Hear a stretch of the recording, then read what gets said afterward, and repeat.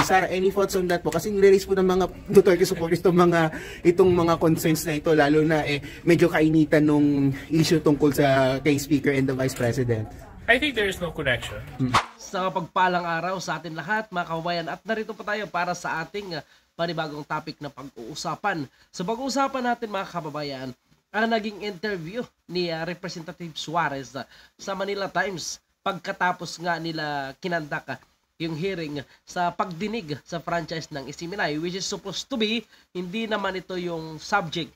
Ang subject supposed to be ang kanilang allegation na umano'y paratang ng laban kasama ang bayan ni Dr. Badoy at ni Ka Eric. Nung tinanong, which is tanong, hindi paratang, kung totoo nga ba na 1.8 billion ang travel fund ni House Speaker Martin Romualdez, na agad na pikon at umaksyon itong si Suarez at Makabayan na dapat umano pa imbestigahan itong Isiminay News dahil nagpapakalat umano ng fake news. Fake news ba ang magtanong, mga kababayan? Na medyo may mga naging issues din po na parang napataas kayo ng boses or anything. So ano po yung naging reaction po dito sa hearing today? Well, naging maayos naman yung daloy ng hearing natin. I'm very happy with how the chairman conducted and presided over the hearing. I'm happy with some of the answers that the resource persons gave, although siyempre kulang at hindi buo.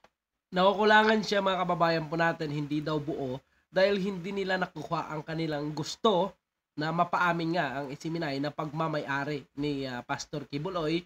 At kasi inakala nila, mga kababayan po natin, puntuhin muna natin ha, ang inakala niya kasi na ang pagmamay-ari ng Isiminay ay kay Pastor Kibuloy. Kasi si Pastor Kibuloy isa rin sa kanilang tinatarget dahil malapit nga ito nakaalyado ni Pangulong Digong at ng mga Dutertes.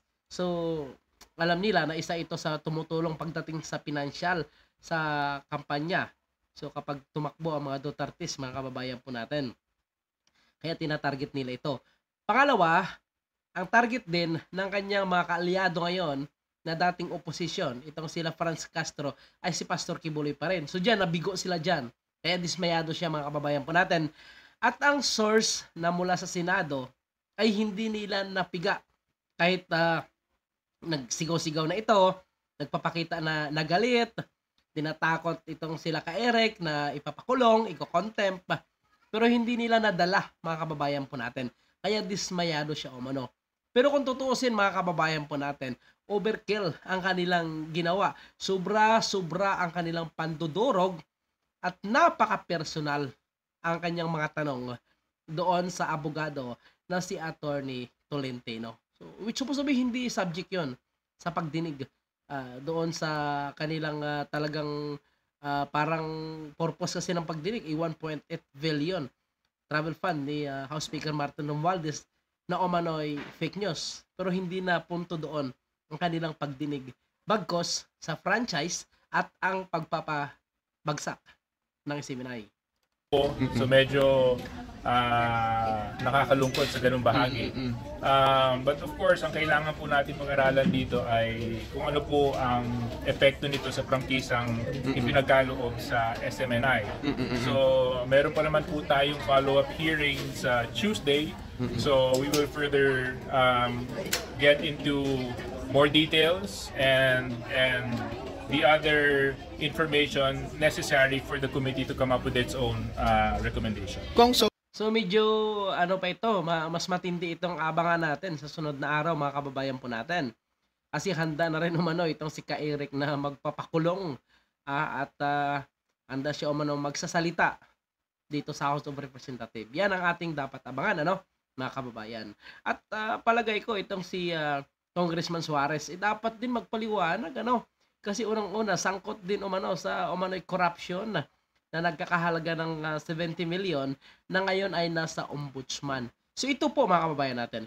Nung tinanong siya ng reporter nitong Manila Times, alam nyo ba, iba ang kanyang sinagot. Hindi siya nagpaliwanag patungkol sa tanong ng reporter sa kanyang pagkasangkot sa graft and corruption sa kanyang probinsya nung gobernador ito. So probably 2025 hanggang 2027. So far po ba, based on sa mga nakikita ninyo, are you seeing the possibility that there could be violations on SMNI's franchise? Well, when you come out on TV and issue a statement that they just recently said and stated na hindi pala totoo at inamin nila na hindi totoo, tapos nilabas nila sa television, may malicious intent yon. Kasi kanina maliwanag na dapat bago ka maglabas ng anumang statement, especially kung substantial yung kahalagahan nito pagdating sa national security or national interest, dapat inaalam mo muna kung totoo. And here, inamin Ika naman lang mga kababayan po natin. Ang binabanggit niya, national interest at national security. Hilokong Suarez, ang tanong ay para rin sa national interest at national security. Kung totoo nga ba ang travel fund? Kasi wag mo kaming paglulukuhin. Dahil ang totoo ay 2.066 billion ang inyong totoong travel fund. Diba? So that is national security, national interest, which is saan nyo dadalhin ang sobra ngayon sa sinasabing pondo ng travel fund nyo. So I think palagay ko dapat din ipaliwanag nyo yan. Isa publiko nyo kung saan nyo dadalhin ang matitirang pera pagkatapos nitong 2023. Dahil sa loob ng isang buwan, malabo nyong gagastusin sa travel ang mahigit 2 bilyon. So wag nyong paglulukuhin ang mga Pilipino dahil alam na ang inyong mga karakas. Hindi mo rin ma-deny na ikaw sangkot ka sa corruption. So paano magiging good example ka na kung ikaw nag-iimbestiga patungkol sa pera na umano'y mali ang ipinalabas sa national media, which is kung tutuusin, kung unawain mo ng maayos, hindi pamimersonal, ay isang katanungan lamang. Pero kayong lahat ng mga congressman na tumuligsa sa SMNI News, lahat ay ang inyong pag-iintindi, pating KBP, pati isang grupo yon, sinasabi na hindi umanong pagtatanong.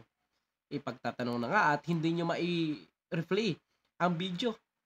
Dahil kapag ipi-play nyo sa pagdinig, ay mabibisto kayo na hindi nag-aakusa itong si Ka Eric. Ngayon, sagutin mo ang tanong patungkol sa pagka-involve mo sa corruption sa iyong probinsya. Yan dapat ang iyong ipapaliwanag din. na hindi nila ginawa yung due diligence.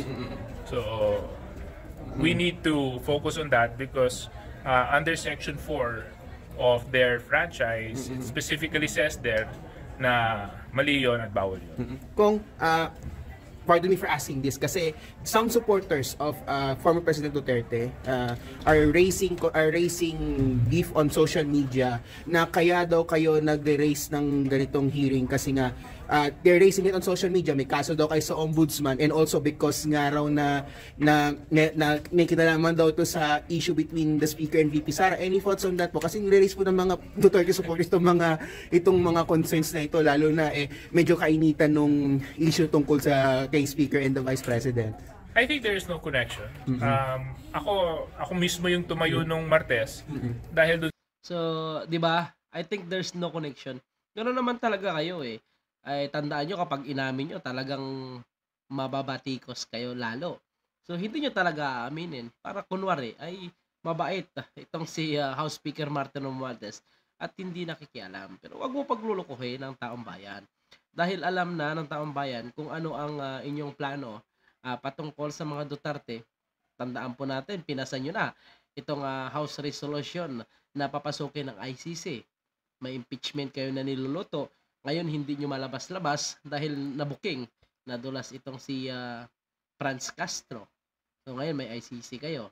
Di ba? Kasi napanood ko. At nung napanood ko, medyo nasaktan ako. At yung pala... Ba't ka nasaktan? Di ba? Hindi naman ikaw ang tinatanong. Ba't ka nasaktan?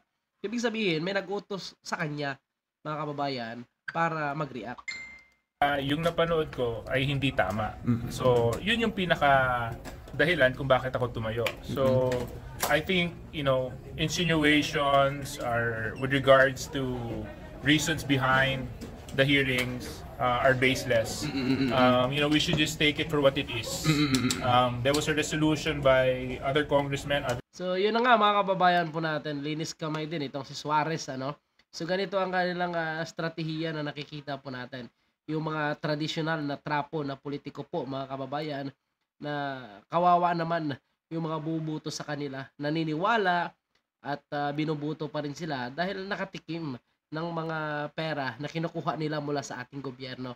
Itong kunwari ayuda galing sa kanila, pero ang totoosin galing naman talaga sa pondo ng taong bayan na dapat ay ibabalik lang sa taong bayan at hindi i-claim na galing sa kanila. So konting ayuda pagdating ng eleksyon, pasok ulit sila diyan sa kanilang posisyon. So kawawa tayo mga kababayan po natin.